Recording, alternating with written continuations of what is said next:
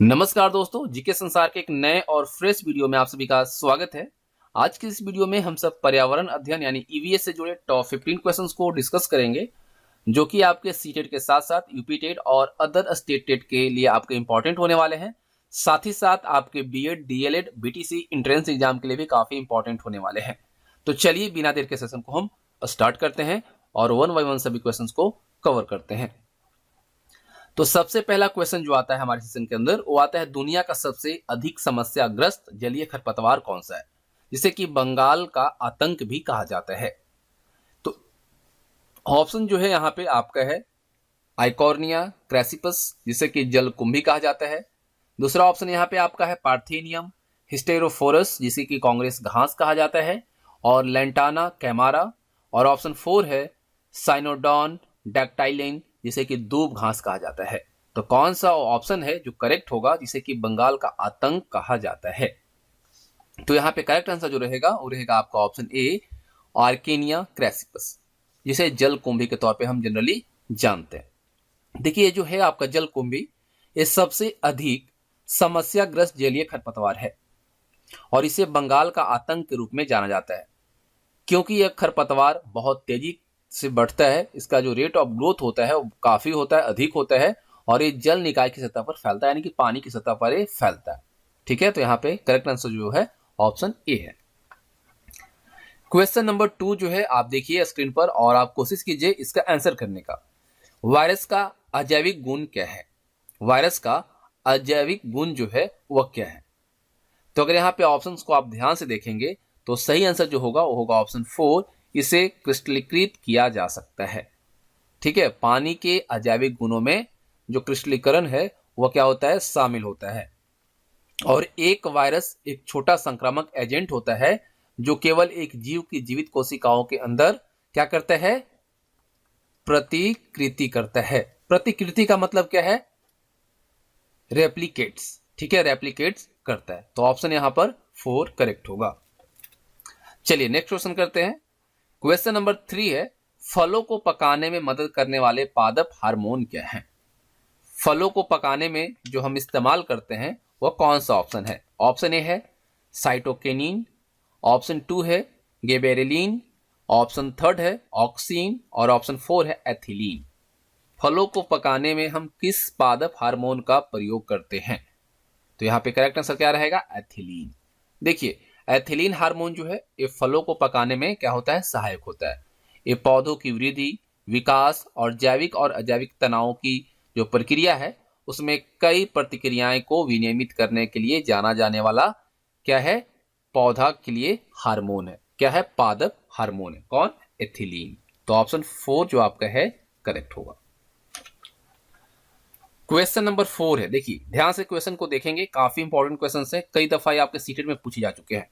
मिट्टी में पाए जाने वाले मुक्त जीवित नाइट्रोजन फिक्सिंग बैक्टीरिया इसमें से कौन सा आपको दिख रहा है? ऑप्शन फर्स्ट है क्लोस्ट्रिडियम, ऑप्शन बी है राइजोबियम, ऑप्शन 3 है एजोटोबैक्टर, और ऑप्शन 4 है विब्रियो। तो मिट्टी में पाया जाने वाला मुक्त जीवित नाइट्रोजन फिक्सिंग बैक्टीरिया जो है वह कौन सा है भाई? तो है आपका ऑप्शन फर्स्ट क्लस्ट्रोडियम। क्लस्ट्रोडियम बैक्टीरिया जो है फ्री लिविंग एनारोबिक और नाइट्रोजन फिक्सिंग बैक्टीरिया है, और ये ऑक्सीजन की अनुपस्थिति में ही क्या होता है, बढ़ता है। ठीक है, किसके अनुपस्थिति में? ऑक्सीजन की अनुपस्थिति में। क्वेश्चन नंबर 5 है कोशिका के अंदर आमतौर पर किस प्रकार का डीएनए पाया जाता है? बी डीएनए, सी डीएनए, ए डीएनए या जेड डीएनए? तो कौन सा पाया जाता है भाई? तो बी डीएनए। डीएनए आमतौर पर कोशिका के अंदर पाया जाता है, और बी डीएनए जो होता है डबल हेलिक्स होता है। डीएनए, ठीक है, याद रखिएगा ऑप्शन बी सही होगा, डाई न्यूक्लिक एसिड। अब चलते हैं आपका क्वेश्चन नंबर 6 की तरफ। क्वेश्चन नंबर 6 है ज्वालामुखी पर्वत कौन सा है? बताइए, यहां पर आपको बताना है कि ज्वालामुखी पर्वत कौन सा है। तो करेक्ट आंसर जो यहां पे होगा वो होगा ऑप्शन 4 किलिमंजारो। देखिए, ज्वालामुखी क्या है, एक पर्वत है जिसमें जमीन के नीचे एक मैग्मा कक्ष से लावा निकलता है या अतीत में रहा है। ज्वालामुखी पर्वत के सबसे महत्वपूर्ण प्रकार जो है वो मिश्रित शंकु मिश्रित शंकु होता है, जैसे कि इटली में जो है आपका उसका क्या नाम है, विसुइयस, इटली में है, ठीक है। उसके बाद जापान में जो है उसे फूजी कहा जाता है, और तंजानिया में जो है वो क्या है, किलिमंजारो, जो कि यहाँ पे आप देख रहे हैं, जो कि दुनिया का सबसे ऊंचा ज्वालामुखी पर्वत है। तो ऑप्शन यहाँ पर आपका 4 करेक्ट है। क्वेश्चन नंबर 7 देखिए, एलिफेंटा द्वीप कहाँ स्थित है, मुंबई तट, गोवा तट, कच्छ तट या गंगा डेल्टा। तो आप सबको पता है एलिफेंटा की गुफा कहाँ पे है, मुंबई में है, तो मुंबई तट is the right answer. Elephanta द्वीप जो है मुंबई तट के पास स्थित है, और द्वीप में कई पुरातात्विक रूप से महत्वपूर्ण गुफाएं हैं, जो कि यूनेस्को के विश्व धरोहर स्थल में भी शामिल किए जा चुके हैं। क्वेश्चन नंबर 8 है, मानसूनी वनों की वार्षिक वर्षा कितनी है, 50 से 150 सेंटीमीटर, 150 से 200 सेंटीमीटर, 70 से 200 सेंटीमीटर या 70 से 100 सेंटीमीटर। मानसूनी वनों की जो वार्षिक वर्षा है वो कितनी है, तो कितनी है, तो है 70 से 200 सेंटीमीटर। तो ऑप्शन 3 करेक्ट होगा। देखिए, मानसूनी वनों में जो वार्षिक वर्षा होती है वह 70 से 200 सेंटीमीटर होती है, और मानसून वनों को उष्णकटिबंधीय पर्णपाती वन भी कहा जाता है, और ये भूमध्य रेखा के 5 डिग्री से लेकर 30 डिग्री उत्तर और दक्षिण में होता है। क्लियर। चलिए क्वेश्चन नंबर 9 करते हैं। क्वेश्चन नंबर 9 है, कार्बी आंगलोंग पठार किसका विस्तार है। कार्बी आंगलोंग पठार जो है वह किसका विस्तार है, तिब्बत, हिमालय, प्रायद्वीपीय पठार, शान पठार। तो ये किसका है, तो यह है आपका प्रायद्वीपीय पठार का विस्तार है। तो ऑप्शन 3 करेक्ट होगा। कार्बी आंगलोंग जो है यह मुख्य प्रायद्वीपीय पठार का विस्तार है। क्वेश्चन नंबर 10, निम्नलिखित में से किस क्षेत्र में बारहसिंगा पाया जाता है, मानसून, गर्म रेगिस्तान, टुंड्रा या टैगा। तो देखिए, बारहसिंगा जो है क्या है, एक प्रकार का हिरण का ही प्रजाति है, इसमें 12 सिंह इसके होते हैं, इसलिए इसको बारहसिंगा कहा जाता है। तो यहाँ पे सही आंसर जो इसका रहेगा वो क्या रहेगा, आपका रहेगा टुंड्रा। देखिए, हिरन जो है आर्कटिक टुंड्रा और उत्तरी बेरियल जंगलों के क्षेत्र में रहता है, जो कि टुंड्रा के दक्षिणी किनारे को क्या करता है, बनाता है। IUCN के अनुसार इसकी संरक्षण स्थिति जो है सबसे कम चिंताजनक है। तो यहाँ पे ऑप्शन आपका 3 करेक्ट है। क्वेश्चन नंबर 11, निम्नलिखित में से कौन सा समशीतोष्ण घास का मैदान नहीं है। देखिए, समशीतोष्ण घास का मैदान नहीं है वो आपको बताना है। डाउन्स है, कंपास, यहाँ आपको देखिए पंपास है, ठीक है, पंपास है, पेरिज है, लेकिन कंपास जो है नहीं है। तो यहाँ पे ऑप्शन करेक्ट जो रहेगा वो रहेगा आपका 2। कंपास एक समशीतोष्ण घास का मैदान नहीं है। समशीतोष्ण घास के मैदान जो होते हैं वह समशीतोष्ण और अर्धशुष्क से अर्ध आर्द्र जलवायु वाले क्षेत्र में पाए जाते हैं। तो यहाँ पे जो है ये डाउन्स, पंपास और पेरी ये सभी हैं, लेकिन कंपास नहीं है। तो ऑप्शन 2 करेक्ट होगा।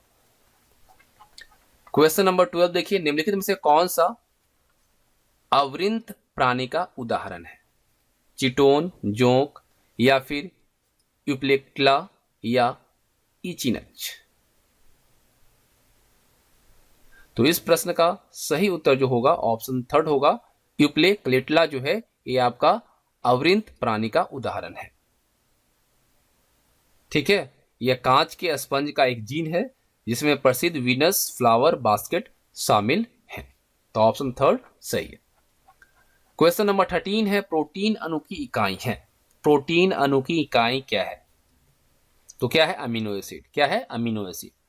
अमीनो एसिड क्या है, एक कार्बनिक अणु है जो एक मूल अमीनो समूह, एक अम्लीय कार्बोक्सिलिक समूह और एक कार्बनिक आर समूह से बना होता है। तो ऑप्शन ए करेक्ट है। क्वेश्चन नंबर 14 है, पादप कोशिका में कौन सा अंगक अनुपस्थित होता है, एब्सेंस होता है। तो यहाँ पे सर करेक्ट आंसर देखेंगे तो क्या होगा, centrosome. Centrosome is the right answer. देखिए, पादप कोशिका में, इसे हिंदी में अगर देखें सेंट्रोसोम को, तो क्या कहते हैं इसको, तारक काय, है ना, जिसे इंग्लिश में सेंट्रोसोम कहते हैं। सेंट्रोसोम जो है क्या है, कोशिकांग में अनुपस्थित होता है, एब्सेंस होता है, और यह एक ऑर्गेनेल है जो पशु कोशिका के मुख्य सूक्ष्म नलिका जो होता है उसके आयोजक केंद्र के रूप में कार्य करता है। किसमें, एनिमल सेल में। लेकिन ये प्लांट सेल में यानी कि पादप कोशिका में क्या होता है, एब्सेंस होता है, अनुपस्थित होता है। क्वेश्चन नंबर 15 है, मानव शरीर की सबसे बड़ी ग्रंथि कौन सी है? तो बिल्कुल आसान प्रश्न है, सही आंसर क्या रहेगा? यकृत। ठीक है, लीवर। मानव शरीर की सबसे बड़ी ग्रंथि कौन सी है? यकृत है। और मनुष्यों में यह कहाँ पे पाया जाता है? तो डायाफ्राम के नीचे पेट के दाहिने ऊपरी चतुर्भुज में स्थित होता है और यह एक सहायक पाचन का अंग होता है।